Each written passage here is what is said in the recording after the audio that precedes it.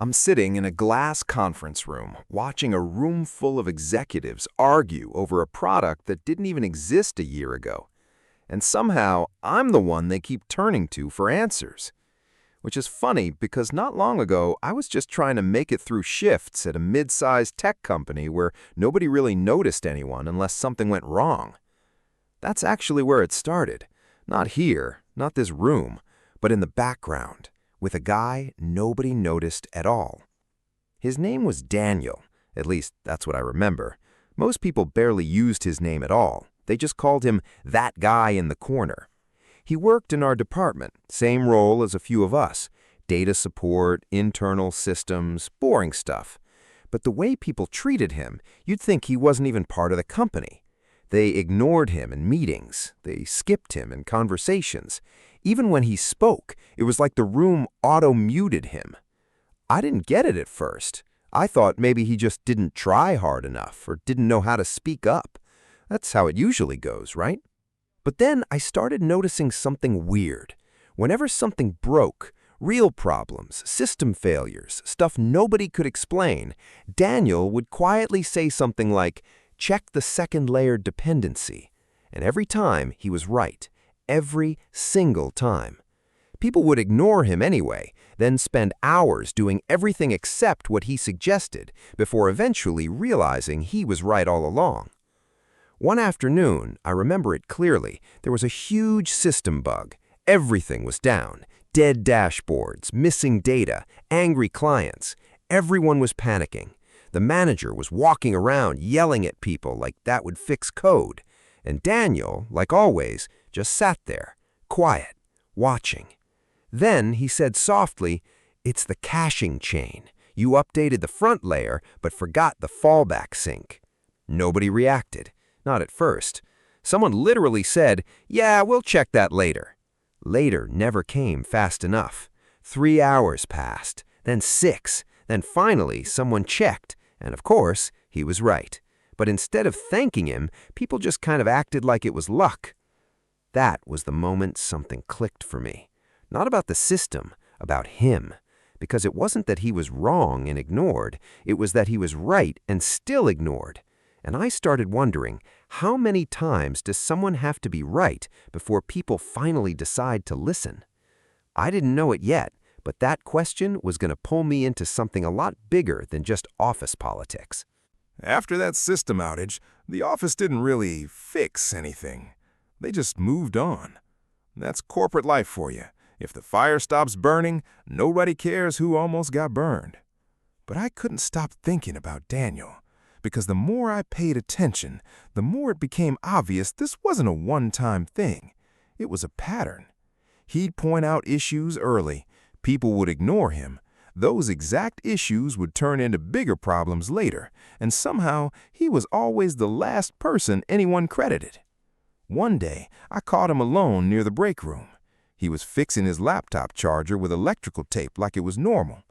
I said, "You're usually right about this stuff." He didn't even look up. "That's not really a compliment if nobody acts on it," he said. That hit harder than it should have. I leaned against the wall. "So why do you even bother saying anything?" He shrugged. "Because the system still needs someone to say it." That was the first time I realized he wasn't trying to impress anyone. He wasn't trying to climb. He wasn't playing the game everyone else was playing. He was just seeing things and saying them, even if nobody cared. Most people would have stopped, but Daniel didn't. Or maybe he couldn't. I started paying closer attention after that, not just to what he said, but how he thought. He didn't guess. He mapped things out in his head like invisible connections, like he could see the system behind the system. One afternoon, we had another issue, smaller this time, but still annoying, a data simp mismatch between internal tools. Everyone was arguing again, different theories, different fixes, no clarity. Daniel walked over, looked at the logs for maybe 10 seconds and said, "It's not a bug, it's a timing conflict between services that shouldn't be running parallel." Silence. Then someone laughed and said, "Okay, genius, we'll check it." But I didn't laugh, because I was starting to notice something uncomfortable. He wasn't guessing. He wasn't even smart in a normal way. It was like he was reading a layer of reality the rest of us didn't have access to. And the more I saw it, the more I started questioning why nobody else saw it too. The turning point wasn't a big dramatic moment. It was actually kind of pathetic. We were stuck on a project that had already gone 3 weeks over deadline, and everyone was tired of hearing about it. Managers were annoyed, engineers were defensive. Nobody wanted to be the person blamed when it finally collapsed. Daniel, as usual, was quiet in the corner. Not ignored this time, more like tolerated, like background noise people pretend isn't important. Then the system started acting up again. Same kind of issue as before, but worse. Random data drops, delayed updates, conflicting outputs between services that were supposed to be perfectly synced. Everyone jumped into chaos mode. Restart this, patch that, roll back something else. Standard panic engineering. I remember watching Daniel just sit there while all of it unfolded. No rushing, no guessing. Then he said calmly, "You're fixing symptoms, not the cause." Someone snapped back, "Okay then, what's the cause, Sherlock?" He didn't react to the tone at all. He just stood up, walked over to the board, and started drawing. Not code, not diagrams from tools, just a rough map of how the system interacted in his head. Boxes, arrows, dependencies. It looked simple. Too simple, honestly. And that made people uncomfortable, because simple usually means wrong in environments like that. He pointed at one section and said, "This service is calling itself indirectly through a fallback loop. It's creating a delay spiral." One of the senior engineers scoffed. "That's not how the architecture works." Daniel just looked at him. "Then why is the latency increasing exactly when that module is active?" Silence. Not the good kind. The kind where people realize they might be wrong but don't want to admit it yet. They checked anyway, and of course, he was right again. The system wasn't broken in a dramatic way. It was broken in a subtle, layered way nobody bothered to fully map. After that, something changed, but not officially.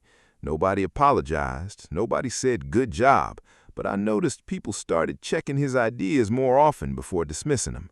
Not trusting him yet, just less willing to ignore him immediately. Later that day, I sat next to him during lunch and said, "How do you see all that stuff so clearly?" He took a bite of his food and said, "Because I assume systems align until proven otherwise." I laughed a little. "That's kind of dark." He shrugged. "It's just safer." And for the first time, I realized Daniel didn't think like someone trying to be right. He thought like someone trying to avoid being wrong in a world of invisible failure points. And that mindset was starting to stick with me more than I expected. After a while, I started doing something I didn't really plan to do. I started backing him up. Not loudly, not in meetings where it would turn into some big statement, more like small moments. When Daniel said something, I'd go, "Yeah, that actually makes sense. Check that before we overcomplicate it." At first, people looked at me like I was just repeating him, but over time, it shifted. Not because I was convincing anyone, but because his predictions kept coming true. One afternoon, we had a critical production issue again. This time, it wasn't just internal frustration. Clients were actually noticing. Support tickets piling up, escalations everywhere. Management was on edge. Everyone was trying to own a fix, which usually just means 5 different wrong solutions happening at once. Daniel was already at his desk, looking at logs, calm as always. Someone from management walked over and said, "We need a fast fix. What's the fastest rollback option?" Before anyone else could jump in, Daniel said, "Rollback won't help. It'll reset the symptom, not the cause." The manager sighed. "Then what do you suggest?" Daniel paused, then said, "You need to isolate the dependency chain between authentication and session persistence. One of them is looping under load." The room went quiet. Not because people agreed, because people were tired of him being right. One of the senior engineers muttered, "We don't have time for theories." That's when I spoke up. "Then check it while you do the rollback. If he's wrong, you lose 10 minutes. If he's right, you save the system." Nobody argued after that. Not because I was confident, but because I was tired of watching us waste time ignoring the same pattern. They checked, and of course, Daniel was right again. The system wasn't failing randomly, it was failing predictably, just in a place nobody wanted to look. After things stabilized, I noticed something new. People started asking Daniel directly. Not nicely, not respectfully, but at least they were asking. That alone was a shift. Later that day, I stayed behind with him again. He was cleaning up his desk like nothing had happened. I said, "You ever think about what you could be doing if people actually listened to you from the start?" He shrugged. "I don't think about hypotheticals. They don't change anything." I leaned back. "That's kind of depressing, man." He smirked slightly. "It's just realistic." Then he added something quieter. "Most people don't ignore me because I'm wrong. They ignore me because I'm inconvenient." That one stayed with me, because I realized he wasn't just talking about work. He was talking about how people deal with anything that challenges their assumptions. And for the first time, I started wondering what would happen if someone actually gave him the space to build something properly without constantly being ignored. It started with a joke in a meeting. Someone from product said, half laughing, "If Daniel's right again, we should just let him run the whole system." Everybody chuckled, even Daniel. But I didn't, because something about it didn't feel like a joke to me anymore. It felt accurate. A week later, things got worse before they got better. We had a major incident, real downtime, real financial impact, real clients threatening to leave. The kind of situation where suddenly everyone cares about who knew what when instead of actually fixing it.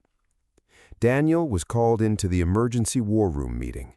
For the first time, he wasn't sitting quietly in the corner. He was in the center of it. And honestly, he looked the same, calm, slightly tired, like none of this was surprising to him. The CTO asked, "What's your assessment?" Daniel didn't hesitate. "You've been stacking fixes on top of a structural flaw for months." A senior engineer snapped, "We don't have time for lectures."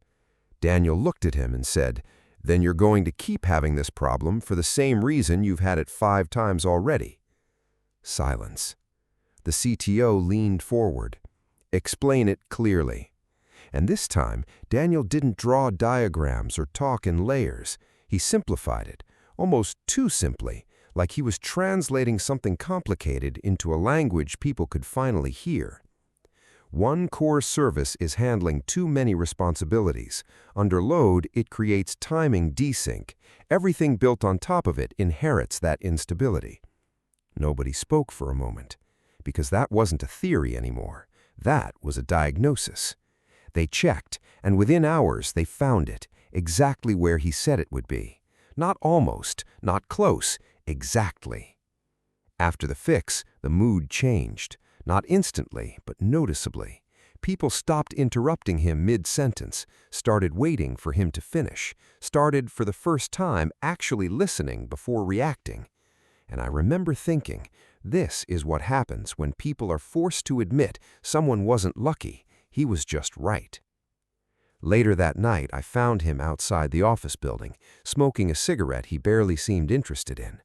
I said, "You know, they're starting to realize you're kind of the most important person in the room, right?" He exhaled slowly. "That doesn't matter if they only realize it after everything breaks." I looked at him. "So what does matter?" He thought for a second, then said, "Whether they let me fix things before they fail or after." And for the first time, I understood the real gap. It wasn't his intelligence, it wasn't the system, it was timing, and how often the right answer comes too early for people to accept it. After that incident, things didn't magically improve. They just got louder. Because once people realize someone is consistently right, they don't immediately trust them. They start depending on them. And that's a different kind of pressure. Daniel stopped being that ignored guy. Now he was the guy people called when everything was already on fire. And honestly, I started noticing something uncomfortable about that shift. He wasn't happier. If anything, he looked more drained, not from the work itself, but from being constantly validated too late. One morning, I found him earlier than usual, sitting alone in the office kitchen. No laptop, no phone, just coffee.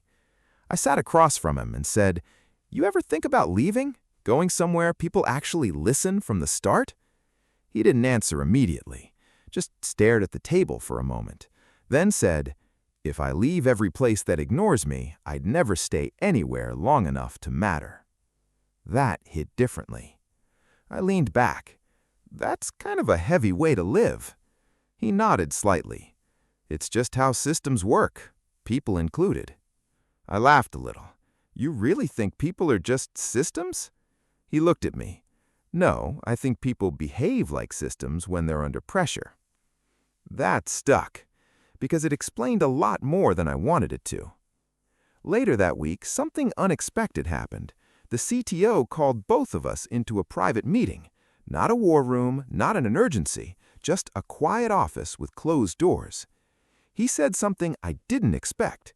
We want to restructure how we handle architecture decisions. Then he looked at Daniel. And we want you leading it. The room went silent. Even Daniel didn't respond immediately. I think he was processing something rare. Not surprise, but consequence. Because this wasn't just recognition anymore. This was responsibility being handed over. But there was a catch. There's always a catch. The CTO added, "You'll have authority, but you'll also have to own outcomes." Meaning, if things broke again, it wouldn't be ignored input anymore. It would be his decision. After the meeting, Daniel didn't say anything for a long time. We just walked outside together. Finally, I asked, "So, you gonna take it?" He looked up at the sky for a second, then said, "I don't know if people actually want better systems or just fewer surprises." And that was the first time I realized something important. Daniel wasn't afraid of responsibility. He was afraid of being listened to only when it was convenient, because that's not recognition. That's damage control. And somewhere in all of this, I started wondering if I had been just observing him or slowly becoming part of the same problem he'd been pointing out from the beginning. He took the role, not because he suddenly trusted the system, but because, in his words, someone has to stop the same mistakes from repeating with different names. At first, nothing looked different from the outside. Same meetings, same dashboards, same deadlines. But internally, things started shifting. Daniel didn't try to fix everything like people expected. He did something else. He started removing assumptions. Every system decision had to be justified, not just agreed on. Every shortcut had to be documented. Every "we usually do it this way" had to be challenged. And yeah, people hated it. At first, engineers complained he was slowing things down. Product teams said he was overthinking simple problems. Management worried about timelines. But something strange started happening. The number of emergencies dropped. Not immediately, but steadily. The unexpected failures stopped being so unexpected. One day, during a meeting, someone finally said it out loud. "We haven't had a major incident in weeks." Nobody responded right away. Everyone just looked at Daniel, waiting for him to react like it was normal. But he just said, "That's what happens when you stop ignoring early signals." Simple. No celebration, no ego, just fact. After the meeting, I walked with him like usual. I said, "You realize they finally see it now, right?" He shrugged. "I don't care if they see it. I care if they act on it early enough." I laughed. "You're impossible to impress." He smirked slightly. "I'm easy to impress. Just don't repeat the same mistake twice." We stopped outside the building, the same place where he used to sit alone, ignored, smoking, watching everything break before anyone believed him. Now he didn't sit alone anymore, but he still didn't look satisfied. So I asked him, was it worth it, all of it? He thought for a long moment, then said, "I don't think systems ever become fixed. They just become less dishonest." That stuck with me, because it wasn't a victory statement, it was a reality check. Later that night, I realized something I hadn't fully admitted to myself through all of this. This wasn't really a story about a genius being ignored. It was a story about how often we ignore clarity because it arrives too early, too simple, or too inconvenient, and how rare it is for someone to keep speaking anyway, even when nobody's ready, even when it costs them time, respect, or comfort. And as for me, I didn't just watch Daniel change the system, I changed too. Because once you've seen how often the right answer gets dismissed, you stop trusting noise and you start listening for patterns everyone else is too busy ignoring. Before you go, hit that like button and subscribe for more unbelievable stories just like this one. See you in the next story.